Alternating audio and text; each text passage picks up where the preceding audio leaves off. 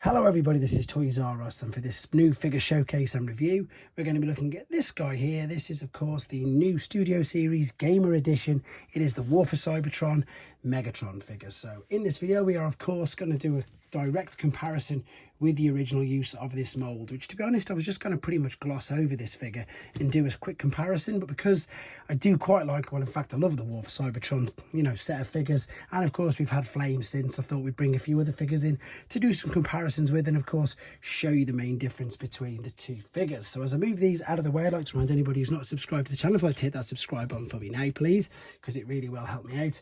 And once again to thank Indemand Toys via Hasbro for this opportunity to have a look at this figure nice and early. The instructions are pretty much exactly the same as the others. If you want to see the unboxing video, that is live on this channel as well from TF Nation a couple of weekends ago. There his 3 accessories. The transformation tutorial I've uploaded separately. Now I've uploaded it separately, even though again it's exactly the same as the original. Now I'm not too sure if it's because mine's a very early sample.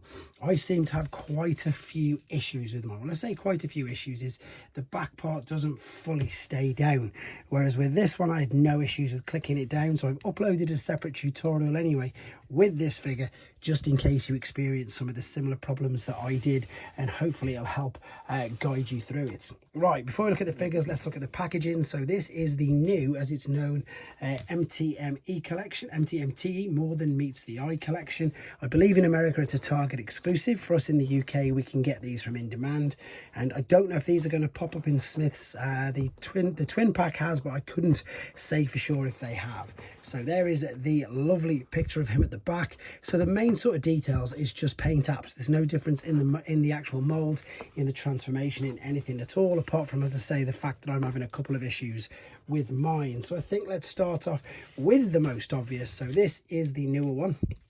And this, if you have a look in the purple, and this is the same on his chest, see how it's a bit more reflective and a little bit more glittery. Probably not the best example, to be fair, than that, which just seems to be quite matte. The other example is the original has a grey weapon there and a really dark black barrel cannon, whereas the newer one, they've gone for much more reflective looking paint. And I'm hoping that this sort of, the lighting in here, I've got to confess, sometimes isn't the greatest, but that looks really reflective. Let's just see if I can show you it like this. One's reflective, yeah, there you go, and one's just, you know, completely matte black. That of course is grey, and that is of course black. Now, to be honest, the alternate mode, it's quite weak. It is quite weak, but again, if you play the game, then I'm sure you'll like it. Which way? You can put this either way. I love the fact that you can do that, to be honest, but I am going to attach it this way, and I'm going to show you a couple of the other differences. Now, of course, one of the most noticeable ones is in the accessories. So the newer one, again, you've got this sheeny reflective purple, whereas with the other one, you've got the just, again, matte colours. They're both exactly the same.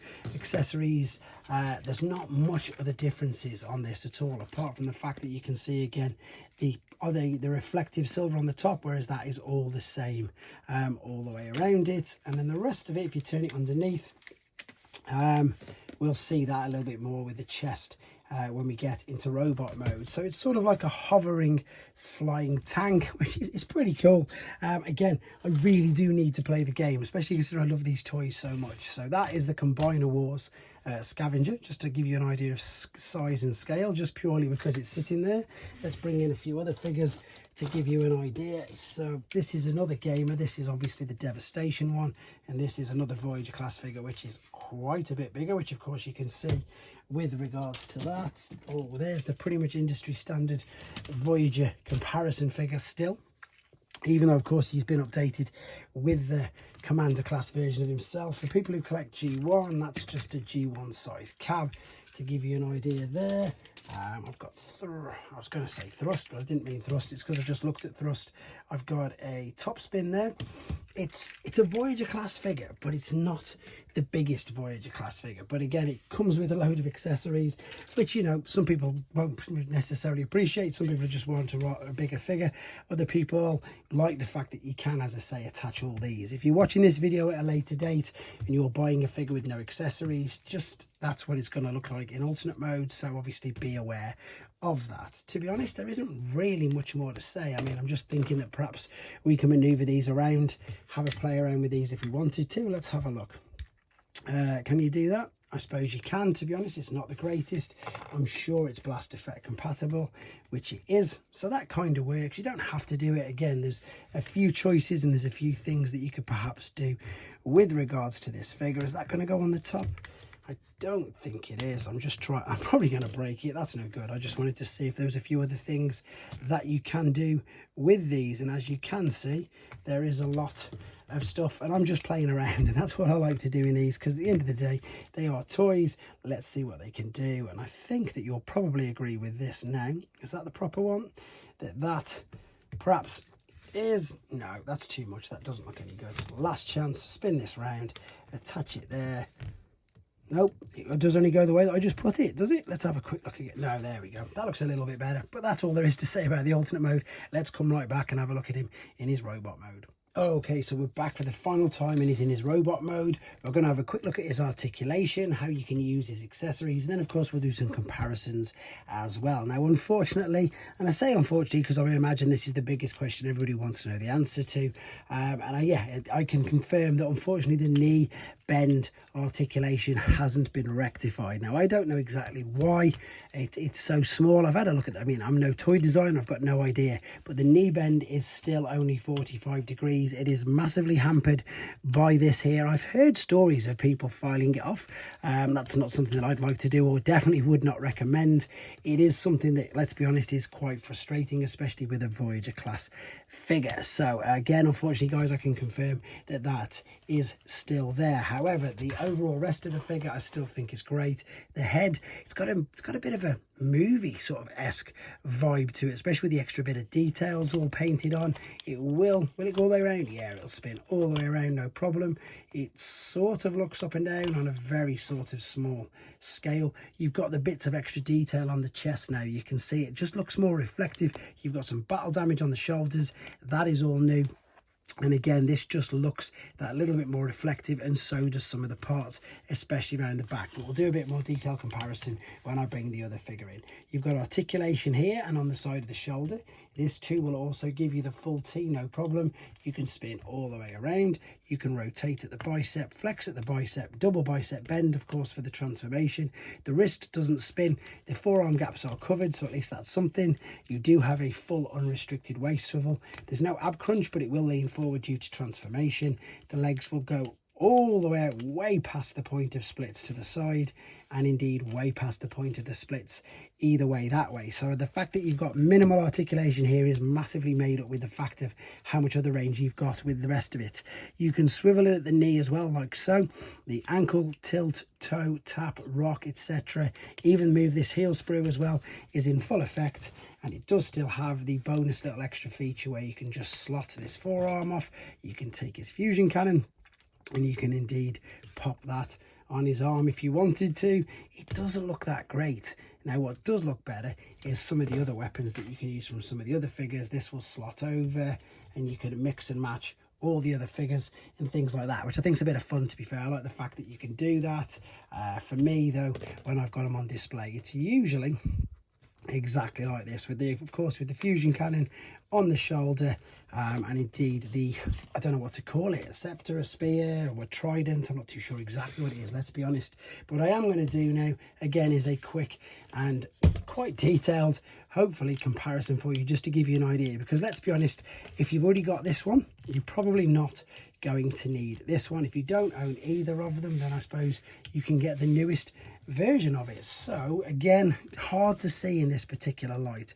Differences I can see straight off is the color of the fusion cannon, which we've already pointed out, that I can't see, apart from the battle damage on the shoulder here, any other difference at the front. If I'm completely wrong, please do let me know. I'm just trying to see if these are a slightly bit darker. They might be a slightly darker grey than what this is, but of course the big difference you'll see on the back, I was going to say, is the colour of them, but they're exactly the same now I've spun it round. They might be slightly more shiny, just in, it could just be this light, but you know what I mean? I'm really struggling to try and find some differences for you, and I can't, apart from, as I say, the fact that it looks a little bit more shiny on some parts. inside the bits of the purple. But yeah, this has just got the extra bit of battle damage. Of course, the main difference you'll see in robot mode is your weapon and accessory. Again, I still don't know exactly what to call it, but you can mess around with this as well. As you've seen, you can take it apart, you can put it in loads of other different sort of ways if you wanted to. I think you can pop it in there. I'm saying all these things, but I'm really struggling to do it. So that'll only go in there. Can you store it on the back? You can store it on the back if you wanted to. Again, I don't know why you'd want to, but some people really do like to store their weapons and accessories on the back.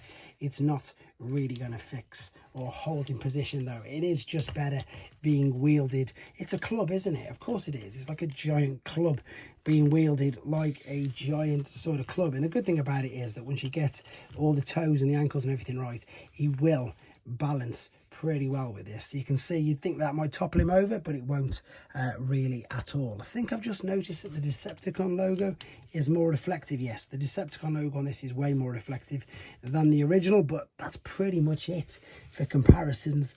Yeah, it's the same mold, guys, just a little bit of difference on the shoulder. Let me move him out of the way. In fact, let me bring in, which was the other use of this particular mold. Great idea to have a flame figure. And of course we've got Optimus Prime, which funnily enough, this one's the new one as well. So this one's got the battle damage you'll see on the shoulder, which is slightly different. And again, there'll be a separate review of him with the detailed comparisons as well. But when you put him next to these, you do get to see that I suppose he does sort of warrant, or yeah, definitely fit into what I would class as that Voyager class category. Now I know that's a different game. I'm just bringing up random figures now just to give you an idea of size. So I know this is a small deluxe, but yeah, he towers over that. With regards to some other gamer figures, that's Barricade, isn't it? I know people hate on that, but I actually really like that mold.